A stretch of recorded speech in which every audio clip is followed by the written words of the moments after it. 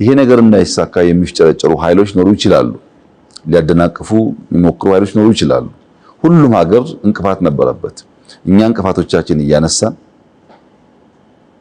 እንቅፋቶቻችን ከመንገዳችን እያስወገድን ያሰብነውን ነገር ለማሳካት በተሰጠን ሲዝን ያቀድነውን ነገር ለማሳካት ቀን ከሌት እንተጋለን። ኢትዮጵያ ውብ ሀገር ናት። ኢትዮጵያ ጥንታዊት ታላቅ ሀገር ናት። ሲቪሊቲ ፈጠሩ ከሚባሉ ሀገራት ውስጥ አንዷ ናት። ለምሳሌ በአፍሪካ ውስጥ ብቸኛው የራሱ አልፋቤት ያለው ሀገር ኢትዮጵያ ነው። አሁን ሊቀልብህ ይችላል። ሀብቱ ሲመጣ ግን ትልቅ ታሪክ ነው። በአፍሪካ ውስጥ ብቸኛ ያልተገዛ ሀገር ነው። አሁን ሊቀልብህ ይችላል። ሀብቱ ሲመጣ ግን እንዴት ታላቅ ሀገር ነው የሚያስብል ነው።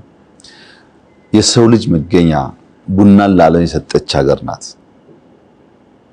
ቡናን የሚያክል ይሄ ሁሉ ቢሊየን ጧት የሚተረማመስበትን ነገር የፈጠረች እና የሰጠች ሀገር ናት ኢትዮጵያ።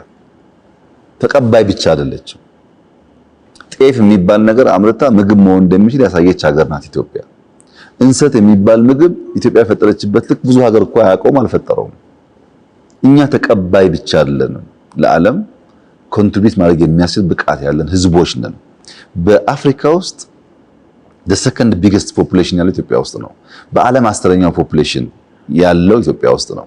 ከ1 ሚሊዮን ስኩዌር ኪሎሜትር በላይ ነው ስፋታችን። ትልቅ ሀገር ነው። እዚህ ውስጥ ተፈጥሮ ሀብት አለ። እዚህ ውስጥ አስደማሚ ጭንቅላቶች አሉ። እዚህ ውስጥ ትንሽ ቢነካካና ቢሰራ ብዙ ነገር ሊሰራ የሚችል አቅም አለ።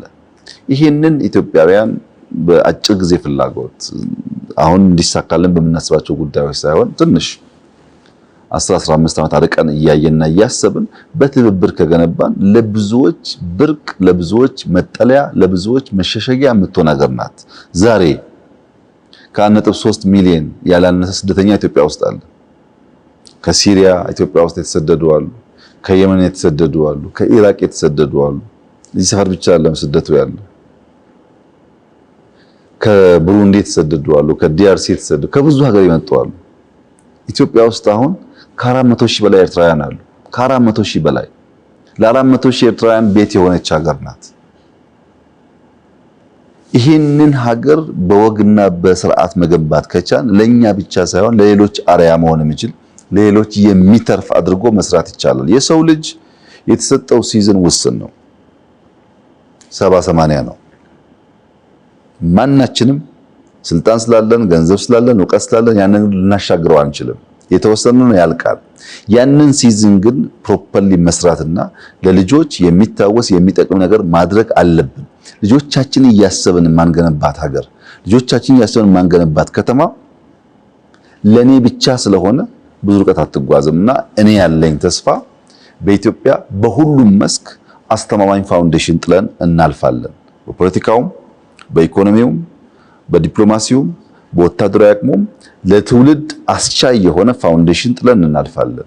ይሄ ነገር እንዳይሳካ የሚፍጨረጨሩ ኃይሎች ኖሩ ይችላሉ። ሊያደናቅፉ የሚሞክሩ ኃይሎች ኖሩ ይችላሉ። ሁሉም ሀገር እንቅፋት ነበረበት። እኛ እንቅፋቶቻችን እያነሳን እንቅፋቶቻችን ከመንገዳችን እያስወገድን ያሰብነውን ነገር ለማሳካት በተሰጠን ሲዝን ያቀድነውን ነገር ለማሳካት ቀን ከሌት እንተጋለን። ልጆቻችን ደግሞ ይቀጥላሉ።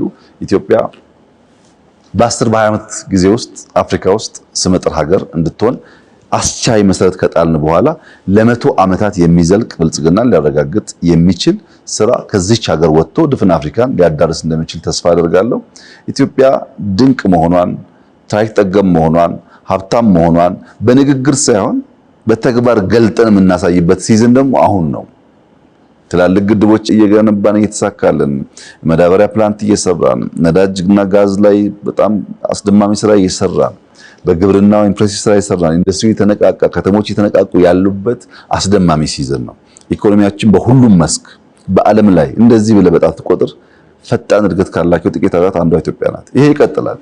ብዙ ፈተና አለ፣ ይቀጥላል እና ያንተና የልጆች ኢትዮጵያ ያማረች የሰመረች እኔና አባቴ ከነበረን ኢትዮጵያ የተሻለች እንደምትሆን ምንም ጥርጥር የለውም።